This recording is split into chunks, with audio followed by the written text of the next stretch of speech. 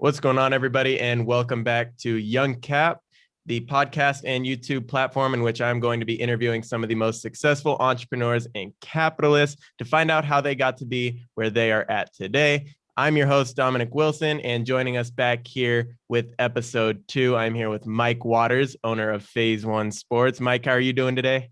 I'm doing very good, man. Very good. I'm excited. I've been looking forward to this, so I'm ready to go. Me too. I'm happy to have you on here. And Mike, just a quick introduction for the people who don't know you. I've had the pleasure of knowing you and actually going through the Phase One Sports program, and have over the years gotten a little bit to get to know you. Know that you're not only an athlete, or former athlete, and continuing to train every day, training athletes now. What is Phase One? Who are you? Tell me a little bit about yourself. I guess in a nutshell, man, I grew up in Southern California, so grew up in Pasadena. Fell in love with sports at a pretty early age. I was 7, 8 years old, and I knew like it was sports for me. So, fell in love with football, in particular by, fifth, sixth grade. It was like, I'm a football player. So kind of set out on a mission, man. And fast forward my senior year in high school, did pretty well, led the Valley in rushing and whole bunch of touchdowns and some cool stuff. But at the end of the day, when it was coming down to the recruiting process and it was time to get a scholarship, I learned the very, very hard way that I did not qualify academically. And so what happened was I had 2 scholarship offers my senior year. Couldn't sign either one because I didn't have the proper core classes. My GPA was low. SAT, I took 3 times trying to improve my score and ultimately ran out of time. And that was heartbreaking, so I set out for a year after that. And then a year later, I just missed it, man. I wanted to play football still. So I ended up going to a junior college. 2 years later, transferred to UNLV, played for the Rebels. And by the time I finished at UNLV, I knew then the role that sports had really played in my life. It was really the fact my love for sports is what sent me to college. You know what I mean? Literally, because I did not like school at all. It was literally to play football. But when you do that, like junior college, for example, to go D1, you have to have an AA degree. So I had to do that 2 years, get the AA degree to be able to keep playing football. That's really all it was about. So at the end of the day, man, once I kind of put that together in my head, I knew that there was hundreds and thousands of young athletes, especially young inner city kids, young African-American kids that love their sport. And if we channel it correctly, we can use that to keep them motivated, keep them inspired, keep them focused on school, keep them out of trouble. And I knew that. And then ultimately, if they have a chance to go to college or go pro, that's great. But for the 99% that won't, they'll have all the character and the discipline and the habits that are going to make them successful in life. So in 2003, man, I started Phase One Sports. That's why I called it Phase One. It's the beginning, the beginning stage. And, basically 18 years later, man, we're still at it. And your story is so crazy because, correct me if I'm wrong, Phase One opened back in 2003. Yeah. And you go through college and you come to the end of the road in college. You have 2 scholarships you don't qualify for. When was your initial thought that you were going to step forward from the athlete aspect of life into that entrepreneur of the building the foundation of Phase One? Yeah, for sure. I mean, I've always kind of had that entrepreneur spirit, just naturally. I think it did come natural pretty early. I was the one that, washing cars for $10 and just doing all kind of little random entrepreneur type endeavors just to make a couple bucks. So I was always into it. And then I think my last year at UNLV is when it all really set in. And then that's when I made the decision that I was not only going to work with athletes, student athletes, and do what I do, but I was actually going to make a living doing it. And that was something that didn't make sense to most of the people around me, didn't make sense to any business coaches that I met. Everyone's like, oh, that sounds like a hobby. You should do that on the weekends. Mm-hmm. We're in Vegas. You can go work on the strip. You can do this. You can do that. But those were all jobs. And I was like, you know what? Nope, I'm going to make this work. And luckily I was, 25 or whatever it was. And I didn't need much. If I had $2 to go get 2 tacos.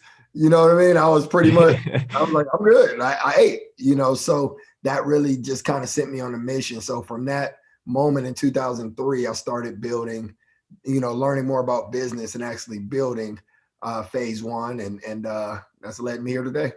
And stepping back a little bit into the foundation of Mhm. phase one back in 2003, what were some of the challenges that you faced because building a business today in 2021, I think is a whole different aspect Yeah. as opposed to already successful entrepreneurs such as yourself building it in the earlier stages. So back in 2003, what were some of the challenges that you faced building phase one? I mean, really, it's just like you said, it's just the difference in time. Mhm. So back then, my big thing was in the beginning, I knew there was a learning curve when it comes to entrepreneurship. It wasn't what like it is today, where there's YouTube and webinars and seminars and events, and mentors and coaching and all this stuff that has Mhm. really been created through social media For sure. that wasn't available. So I had to do I had to do the same things that we do today, but in that old school kind of vibe where, I had to look up the SBA, the Small Business Administration, find the closest business counselor in my area, set up a meeting and wait for, a couple months to get on her calendar. And, things like that from the marketing standpoint, which was pretty difficult in the beginning too, because it took more legwork. Mhm. Now we just put together some nice videos, some posts, blast them out. We could even pay a couple bucks and get some more exposure. But back then it was like, hey, if you're really my friend, you're going to meet me at this high school Friday night at 6:30 and help me put one of these flyers on every single car in this parking lot. And when we get done with this one, guess what? We're going to the next game. We're not going to watch the game. We're just putting flyers on the car because I understood that my target market is going to be the parents and the people that are at these games. So I knew that was big in marketing. So, I mean, from there, I invested tons of money into websites because back then it was like, if you don't have a website, it's not even a real business, Mhm. So it's been a lot, man. A lot has changed and it's been fun adapting to it. I'm a little bit behind, but it's been fun kind of looking at the modern approach and today's tools and resources and still implementing them. And I think that's been a good part of phase one continuing to be successful is me adapting and not being too stuck in the old school way of doing things. Absolutely. And as you say, adapting from back in 2003 up to now, just constantly adapting and adapting. Even, as we're hit with a pandemic right now, you've got the online phase one going. So it's available for everybody. If you were starting all over again in 2021 with the environment that we're in now, if you were rebuilding phase one, what would you do differently? And what would you do the same that you did back in 2003 that you think you would do today? Um, for the same, I think the work ethic and the hustle, I think has to be there. I Mhm. think part of the gift and the curse to social media and all the resources that we have, in my opinion, I feel like it's made a lot of young entrepreneurs or today's entrepreneurs lazy, because you can do things so simple. You know what I mean? I can post in Mhm. the morning and not worry about my business for the rest of the day. So I think one thing I would keep is that kind of mentality of grinding, whether it's volume on social media, whether it's creating new courses and new programs, whatever field you're in, just really have that kind of old school work ethic. That's what everyone I'm 42. So that's what everyone that's anywhere near my age, that's what we always complain about, right? Oh, Mhm. millennials are lazy. They're this, they're that, they're that. All we're saying is we had to work extremely hard for every little thing to where you can be more effective today in less time with less resources, which is crazy. Mhm. I took the full course to get certified. I have multiple certifications. Now I can go on YouTube and type in what I'm looking for and pretty much go through a full course online in an hour. For So sure. I think the grind would be there for sure. That would be it. But I think the new technology and the new mindset, I think, would be to focus more on building a community and building more value or so community meaning don't just build your business off of customers, which is kind of natural. We all think customers. or whatever your product is. How many did I sell? What did I do? If you're a trainer, how many clients do I have?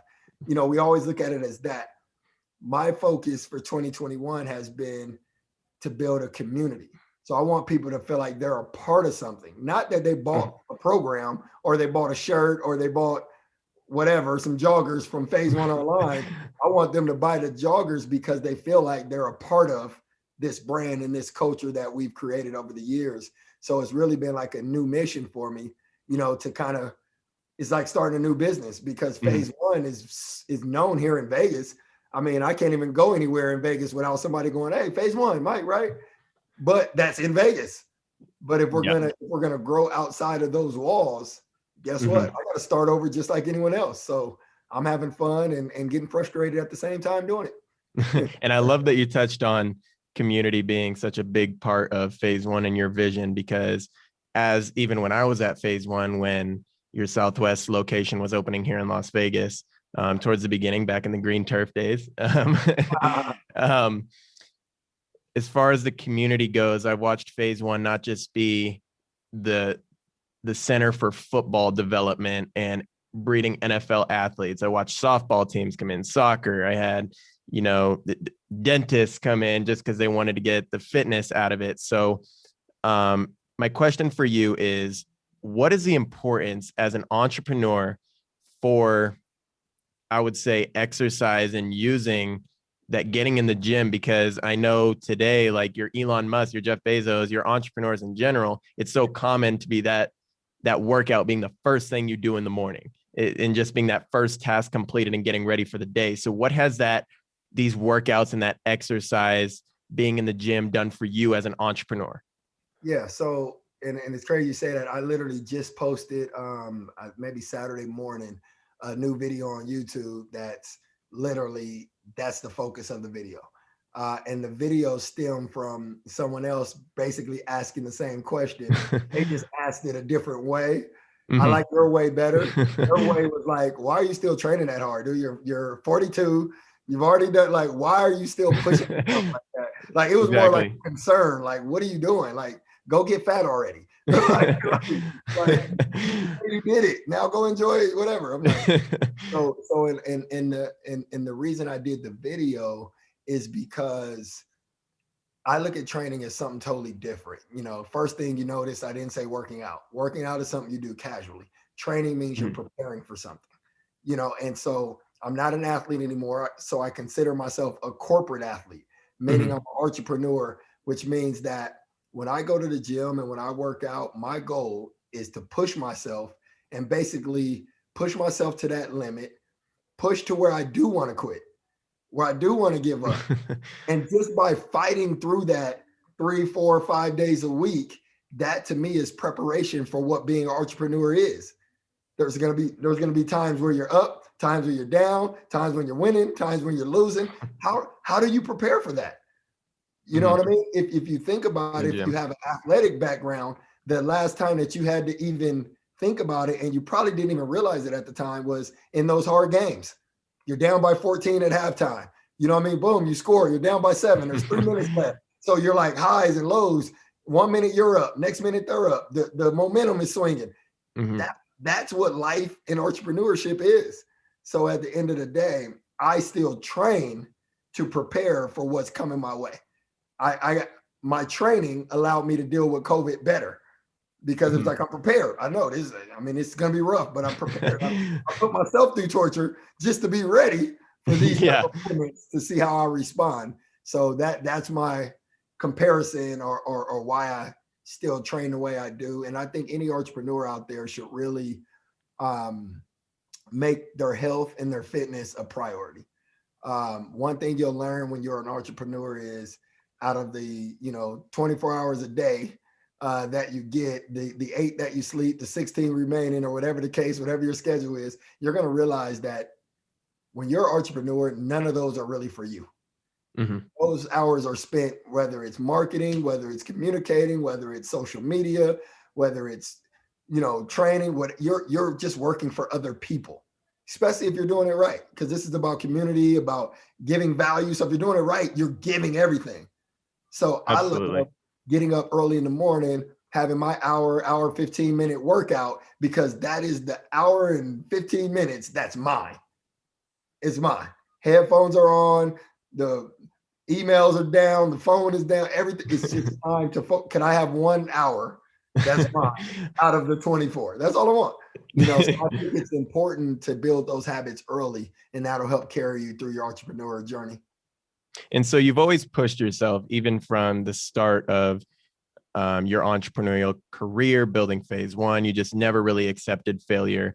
It just had to happen. After the football, you found a way to stay connected to the game, and you continued with phase one.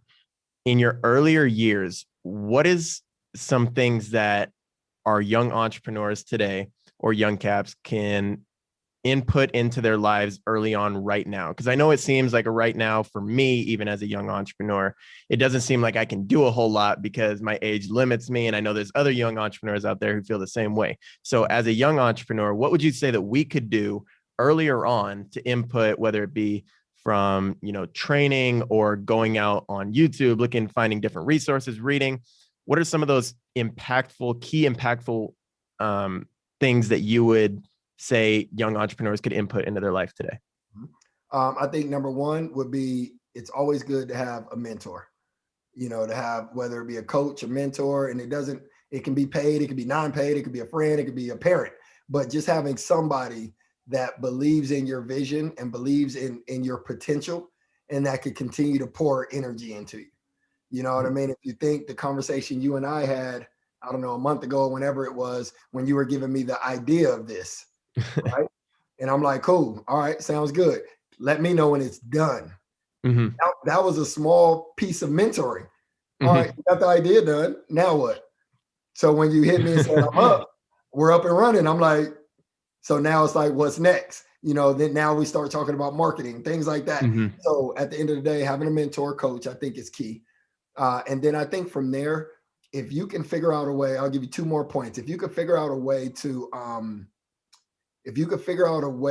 take your weaknesses and then make them strengths, even if it's just in your own head, that'll help you get to the next level. Here's what I mean. So when I started phase one, everybody said that's impossible. It's not going to work. You'll never make money, blah, blah, blah, blah, blah, blah, blah. Everybody did that. So I took that in and went, okay, now that developed a chip on my shoulder where I had to prove people wrong. Some people will tell you, oh, it shouldn't be about other people. I get that. But if you have any competitiveness in you and somebody says, Dom, you're going to fail, you like, okay, I'll be back. You are going to be working so hard just to come back and say, I did it. Now what? So I would say whatever you consider your weaknesses are, write them down, detail them out, and then figure out what you're going to do about them, period.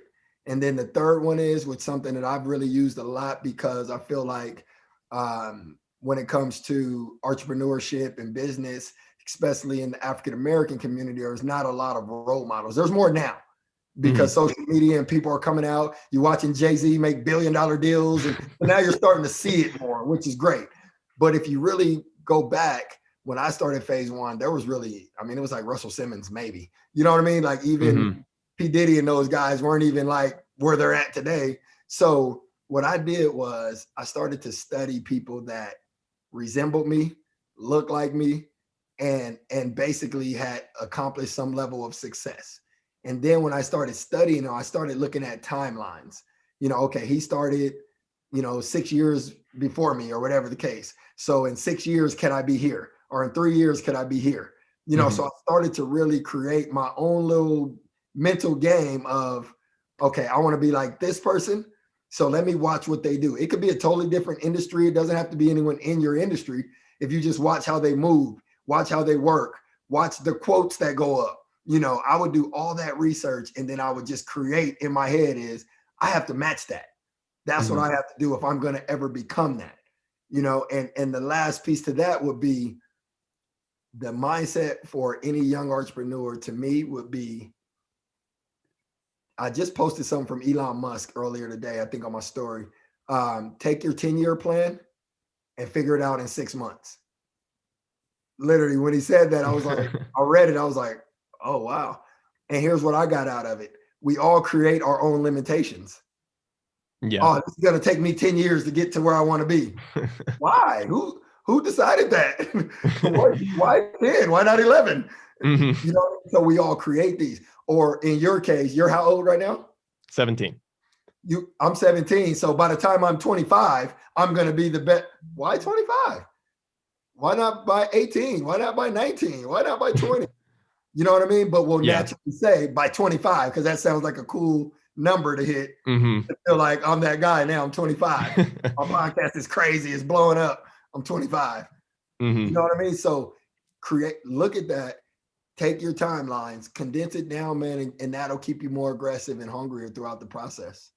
And I appreciate it, because I think you just touched on some key points that all young entrepreneurs go through, especially ones with that mindset that they set their own limitations. Yeah. And while we're on the topic of young entrepreneurs, as this whole podcast is, back to your young entrepreneur days, as you were going through school, I think that's a big topic in the entrepreneur world right now is school.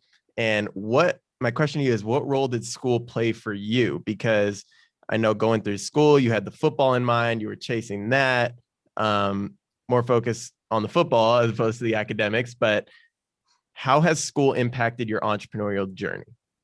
If I could be honest, not much. And here's why. So like you said, I was more focused on football than I was on school. So that in many ways, that's on me. You know, I made that choice, which hindsight, I wish I would have had more focus on my academic side of it. I do wish I would have had that, but I didn't. So the reason I say it hasn't really influenced me much is because since I wasn't really vested into the academic side, I can literally name the 2 or 3 classes over my entire college career that I actually liked. And the irony is those 3 or 4 classes I like because they're playing a role in what I'm doing today. So it was out of my whole schedule.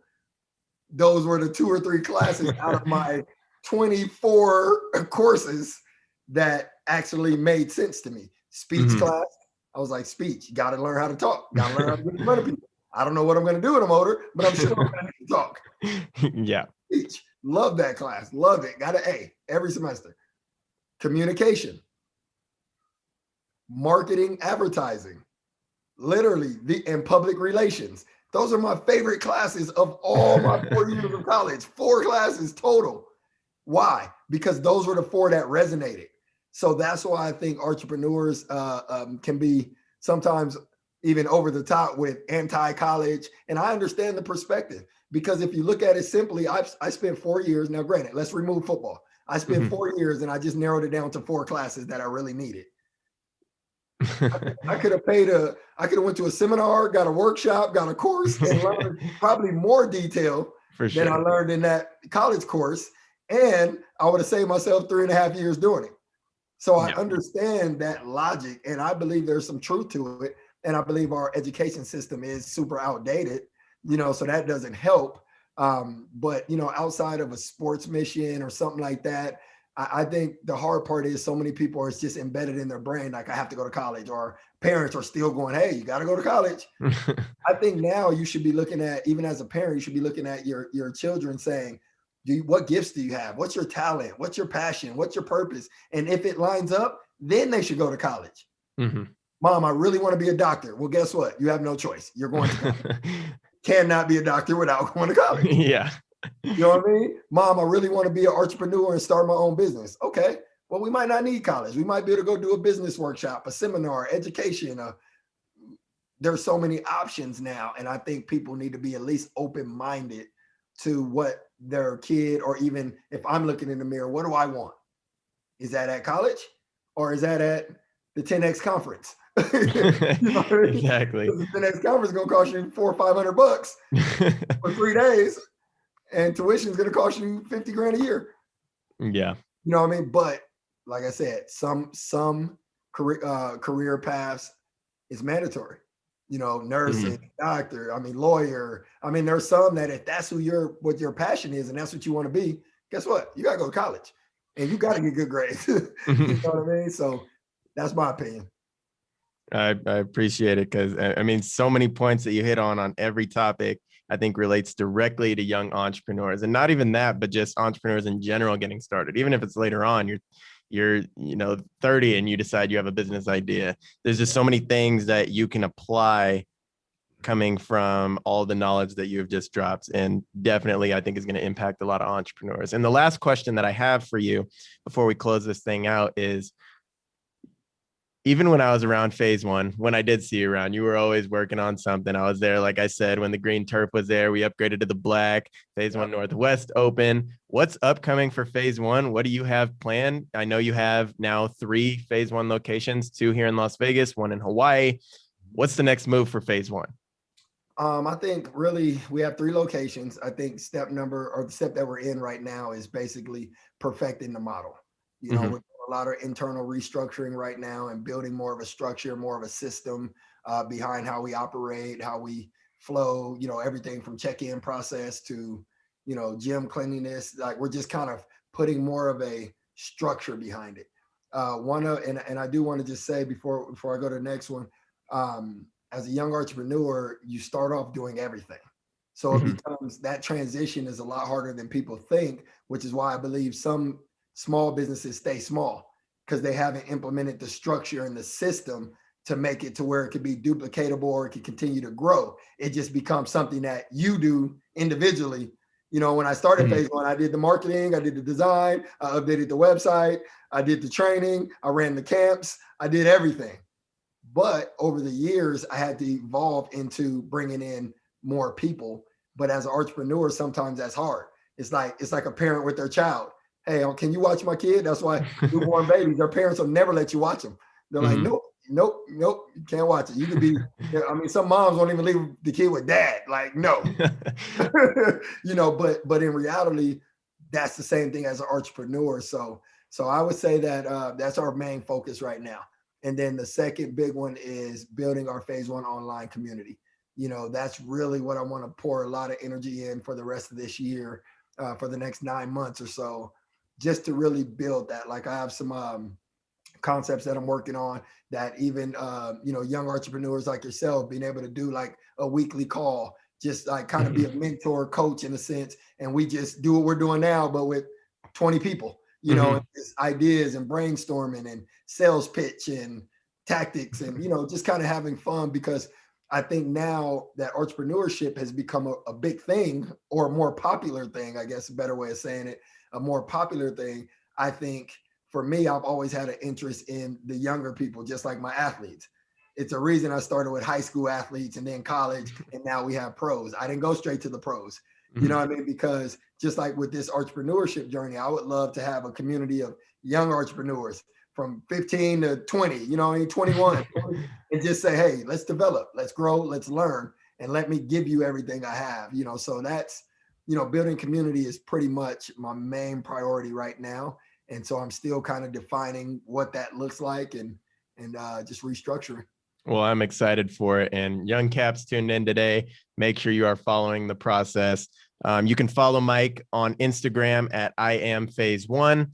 And if you haven't already, tune into the YouTube at phase1online.athlete.entrepreneur.community. And that's essentially what the whole YouTube is. It's if you're an entrepreneur or an athlete, that is the channel to be on. He does it all, from morning chalk talks to workouts that you can do in quarantine to just on your own. It's got it all. Make sure you are tuned in and subscribed to there. And on that note, YoungCaps, Mike, I want to thank you again for coming on for episode 2 of Capcast. And we are going to go ahead and close that out. If you are listening in on the podcast today, make sure you hit that follow, subscribe, rate, review. Let me know what you want to hear next. If you're tuning in on the YouTube, same thing. Make sure you like, subscribe, comment what you want to hear next, and we'll catch you guys in the next episode. Thank you.